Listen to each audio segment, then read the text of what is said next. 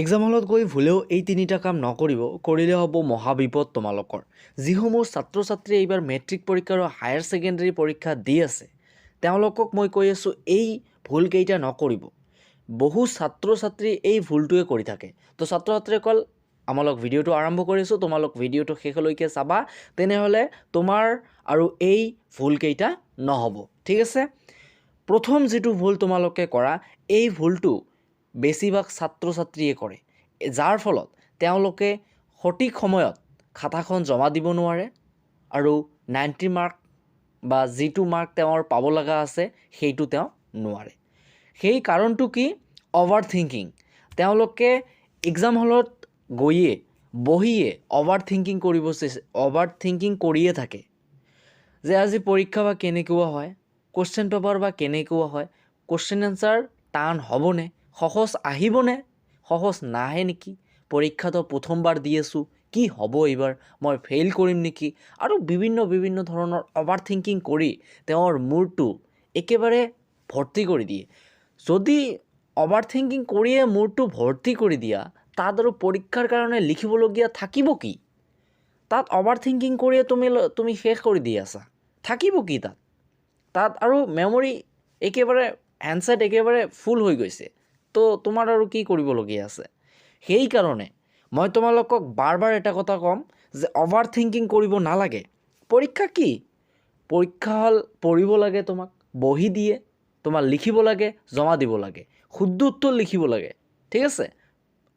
টাৰ্গেটটো হ'ব এইটো যে মই পৰীক্ষাত পাৰিম মানে পাৰিমেই, কি আছে দেখা যাব, মই সকলোবোৰ প্ৰশ্নৰ উত্তৰ লিখি হ'লে যাম, এনেকৈ এটা জিদি ভাৱ থাকিব লাগে।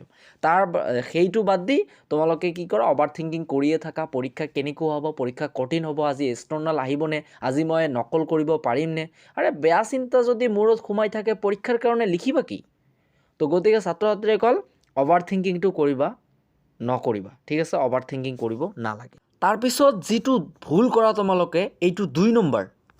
বহু ছাত্ৰ ছাত্ৰীয়ে এই ভুলটোও কৰি থাকে, যাৰ ফলত তেওঁলোকে লিখিবই নোৱাৰে। তেওঁ একেবাৰে মটিভেট হৈ যায় বেয়া ধৰণে, কি আৰু ক'ম, মোৰ ইয়াত ক'ব লগা একো নাই।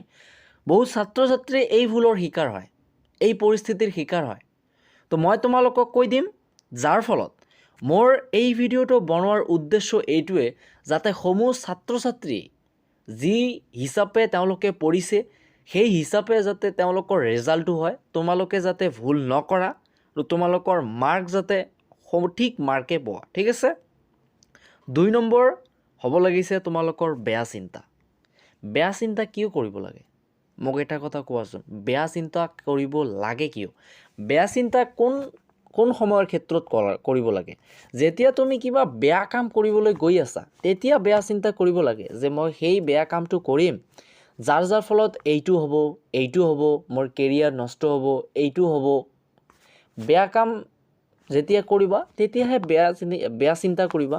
ইয়াততো পৰীক্ষা দিব আহিছা, পৰীক্ষা দি আহোঁতে তোমাৰ কিয় বেয়া চিন্তা, মোক কোৱাচোন।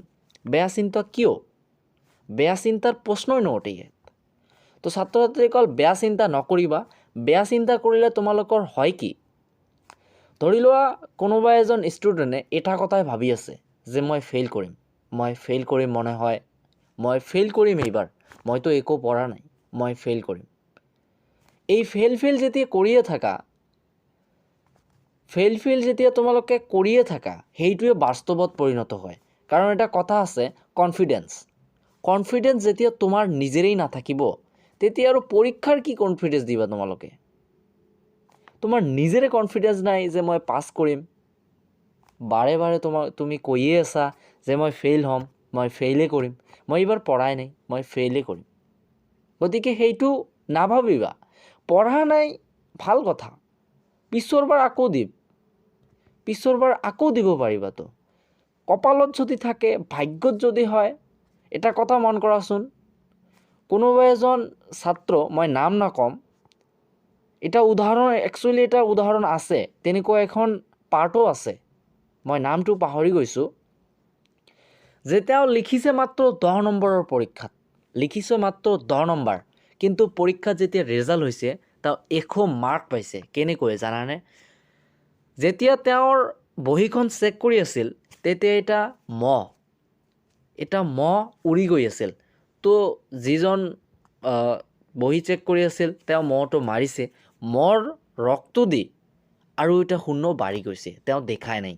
গতিকে কি হ'ল, দহৰ লগতে 100 আহি গ'ল। তো ছাত্ৰ ছাত্ৰীয়ে ক'ল বেয়া চিন্তা নকৰিবা, কাৰণ কাৰ সময় কেতিয়া আহি যায় আমালোক কোনেও নাজানো। সেইকাৰণে বেয়া চিন্তা কৰিব নালাগে। তোমালোকে পৰীক্ষা দিব আহিছা, পৰীক্ষা দিবা, মনোযোগ দি পৰীক্ষা দিবা। এই বেয়া চিন্তা নকৰি যদি তোমালোকে ভাল চিন্তা কৰি থাকা যে মই যদি লেটাৰ পাওঁ মই এইটো কৰিম, মই আজি ইয়াত কৈ যাম, এনেকৈ ক'বা মই ইয়াত পৰীক্ষা দিব আহিছোঁ লেটাৰ, মই লেটাৰ মাৰ্ক আনিমেই, কি আছে লেটাৰ মাৰ্ক আনিম, ঠিক আছে। আৰু যিসমূহ ছাত্ৰ ছাত্ৰীয়ে কয় যে মই পঢ়া নাই, মই ফেইল কৰিম, মই তেওঁলোকক ক'ম ভাগ্য কেতিয়া সলনি হয় আমালোক কোনেও ক'ব নোৱাৰোঁ। ভাগ্যত কি আছে নাই আমালোক ক'ব নোৱাৰোঁ।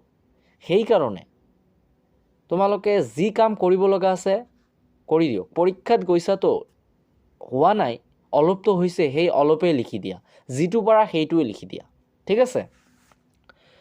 তো বেয়া চিন্তা নকৰিবা। বেয়া চিন্তা কৰিলে কিন্তু কাৰো ক্ষতি নহয়, তোমাৰেই ক্ষতি হ'ব। যদি বেয়া চিন্তা কৰি থাকে কাৰো একো নহয়, যিজন ষ্ট্ৰংডাল থাকিব তেওঁৰ একো নহয়, ঠিক আছে। আৰু এই বেয়া চিন্তাৰ লগতে তোমালোকে ভয়ো খোৱা যে কিবা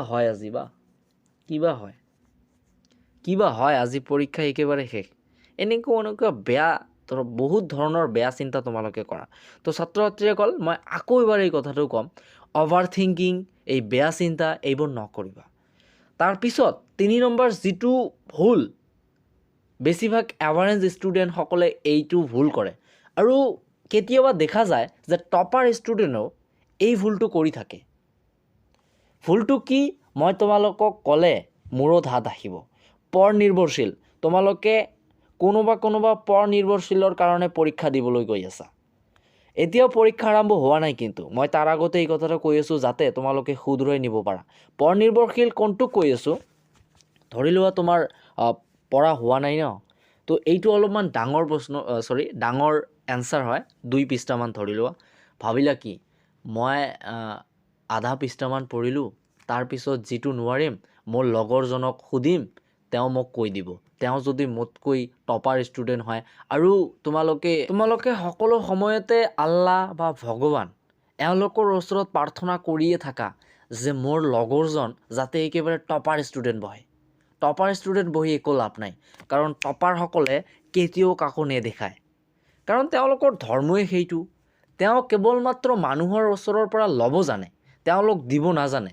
সঁচা কথা, এইটো মই সঁচা কথাই কৈ আছোঁ। টপাৰসকলক দেখিবা তেওঁলোকে কাকো একো নেদেখায়, তেওঁ কেৱল মাত্ৰ আনৰ পৰা ল'ব জানে। কেতিয়াবা দেখাব তোমাক জানা, যেতিয়া তেওঁ এটা প্ৰশ্নৰ উত্তৰ নোৱাৰিব তেওঁ তোমাক ক'ব ভাইটি এইটো পাইছে না, মাত দিব, পাগলা হৈ যাব। গতিকে তাৰ উল্টা দি তুমি নিজে ক'বা যে মোক এটা দেখাব লাগিব, তেতিয়া তেওঁ মান্তি হ'ব।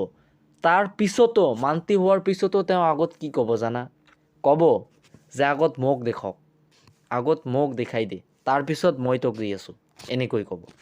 কাৰণ টপাৰসকলে একেবাৰে কি আৰু ক'ম, টপাৰসকলে কাকো নেদেখায়, তেওঁলোকে মানুহৰ ভাল দেখিব নোৱাৰে। সেইকাৰণে টপাৰ বহে একেবাৰে মূৰ্খ ল'ৰা বহে, বা মূৰ্খ ছোৱালী বহে, বা একেবাৰে নোৱাৰা ষ্টুডেণ্ট বহে, তাত একো যায় নাহে। তো ছাত্ৰ ছাত্ৰীসকল মই আকৌ এবাৰ এই কথাটো কৈ আছোঁ, তোমালোকে পৰ নিৰ্ভৰশীলৰ আশা বাদ দিয়া।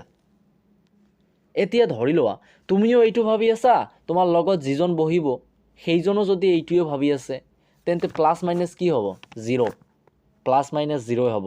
কাৰণ তেওঁ ভাবি আছে যে মই তাত দেখি লিখিম, তুমি ভাবি আছা মই তাত দেখি লিখিম, লাভ কি হ'ব? লাভ একোৱেই নহ'ব। তোমালোকৰ মাজত পৰীক্ষাত গৈ কথা বাৰ্তা হ'ব এইটোৱে, আৰু একো নহয়। তো ছাত্ৰ ছাত্ৰীসকল পৰ নিৰ্ভৰশীল আশা একেবাৰে বেয়া অভ্যাস। এইটো বেয়া অভ্যাস বহুত বেয়া অভ্যাস। তো ছাত্ৰ ছাত্ৰীসকল এই পৰ নিৰ্ভৰশীল নহ'বা। ছাত্ৰ ছাত্ৰীসকল আকৌ এবাৰ মই তোমালোকক এইটো কথাই ক'ম, অভাৰ থিংকিং, বেয়া চিন্তা আৰু পৰ নিৰ্ভৰশীল, এই 3টা কাম নকৰিবা তোমালোকে। কৰিলে কিন্তু তোমালোকৰ সময়ৰ অপচয় হ'ব আৰু নিজৰো ক্ষতি হ'ব, ৰেজাল্টতো অলপমান প্ৰভাৱ পৰিব। তো তোমালোকে এই তিনিটা কাম নকৰিব। মই আশা কৰোঁ মোৰ কথাটো তোমালোকে মানিবা, মানি এইবোৰ শুধৰাই নিবা আৰু পৰ নিৰ্ভৰশীল নহ'বা। পৰ নিৰ্ভৰশীল হ'লে তোমালোকৰ বহুত ক্ষতি হ'ব। তো ছাত্ৰ ছাত্ৰীসকল, যিসমূহ ছাত্ৰ ছাত্ৰী মেট্ৰিক পৰীক্ষা দিব তেওঁলোকক মোৰ আশীৰ্বাদ থাকিল, আমাৰ চেনেলৰ ফালৰ পৰা আশীৰ্বাদ থাকিল, তোমালোকৰ পৰীক্ষাটো যাতে বহুত ভালে হয়। সমূহ ছাত্ৰ ছাত্ৰীয়ে পৰীক্ষাটো ভালকৈ দিব।